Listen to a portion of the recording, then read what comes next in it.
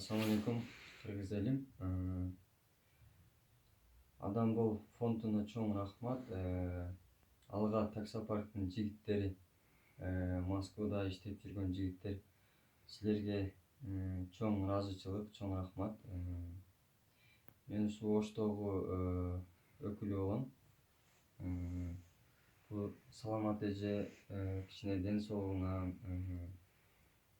кыйналып, жана чыныгы айтканда кыйналгандан биз келип Москвадан акча салышкан, ошону жарым акчасына жана продукттар коюп, жарым акчасын бул эжеге берип коелу деп биз атайын келген болчубуз. Саламат эже, аз болсо да жана коммуналка эмнеңиз төлөп аласыз.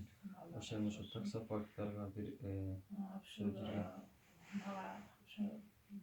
мен да ютубтан көрүп ушуларды жардам сурадым. Ушу балдардын ден соолугу чың болсун, ушу адам бол кайрымдуулук фонду, ушу жигиттердин ден соолугу чың болсун, ушу биз окшогон ушу бейбечараларга жардам берип, ушулардын патасын алып, жакшы неме болуп жүрө берсин.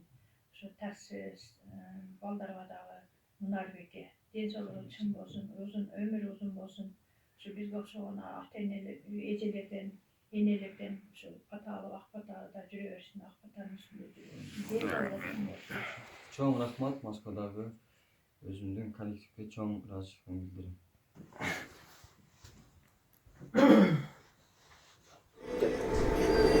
Ассаламу алейкум, кыргыз элим.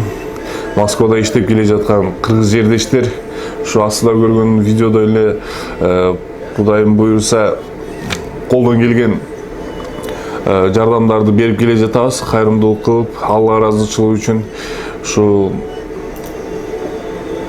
Ушу бизге ошо возможность берип аткан, ушу Алга таксопаркында иштеп келе жаткан таксисттерге ыраазычылыгымды билдиргим келет. Алла ыраазы болсун.